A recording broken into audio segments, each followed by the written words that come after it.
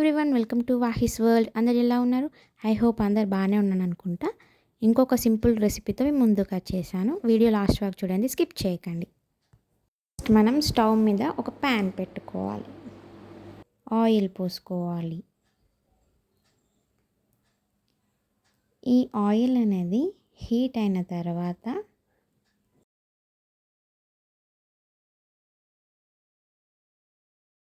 మనం ఒక వెల్లుల్లి వేసుకోవాలి. దంచి అయినా వేసుకోవచ్చు, నార్మల్గా చిన్న ముక్కలు కోసుకొని వేసుకోవచ్చు.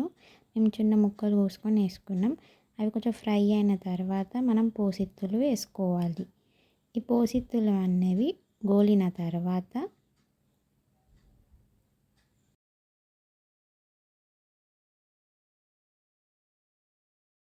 సన్నగా కట్ చేసుకున్న బెండకాయ ముక్కలని వేసుకోవాలి. అలా వేసుకొని మనం ఒకసారి మంచిగా కలుపుకోవాలి. ఆయిల్ అనేది బెండకాయలకి మంచిగా పట్టేటట్టు ఒకసారి కలుపుకోవాలి.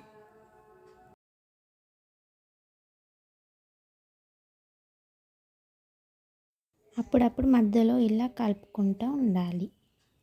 తర్వాత మనకి ఆ బెండకాయలు అనేవి కొంచెం గోల్డెన్ కలర్లా వచ్చేలా కలుపుకోవాలి. తర్వాత మనం అల్లం వెల్లుల్లి పేస్ట్ వేసుకోవాలి. వేసుకొని పచ్చివాసన పోయే వరకు మంచిగా కలుపుకోవాలి. ఇలా బెండకాయలు ఈ కలర్లోకి వస్తే క్రిస్పీనెస్గా ఉంటుంది, లేకపోతే పచ్చి పచ్చిగా టేస్ట్ అనేది వస్తుంది. సో మీరు బెండకాయలు ఇలా వచ్చేదాకా కొంచెం ఫ్రై చేసుకోండి. ఇప్పుడు మనం తగినంత పసుపు వేసుకొని ఒకసారి కలుపుకోవాలి.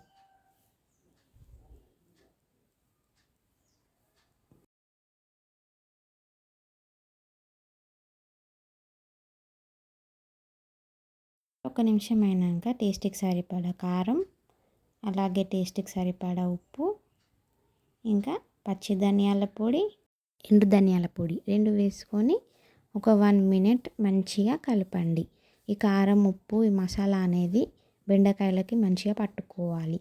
అలా అయితేనే టేస్ట్ అనేది మంచిగా వస్తుంది. అంతేనండి, మన బెండకాయ ఫ్రై రెడీ అయిపోయింది. ఇలా వేడి వేడి అన్నంలో కలుపుకొని తింటే టేస్ట్ అనేది సూపర్ ఉంటుంది. క్రిస్పీగా మంచిగా ఉంటుంది. ఈ బెండకాయలు కొంచెం బాగా ఫ్రై అయినాయి కాబట్టి ఈ బెండకాయ ముక్క అనేది మనకి క్రిస్పీనెస్ ఇస్తుంది. ఇది లంచ్ బాక్స్లోకి పక్కా సెట్ అవుతుందండి. 5 మినిట్స్లో చేసుకోవచ్చు. Thank you for watching. Like, share and subscribe.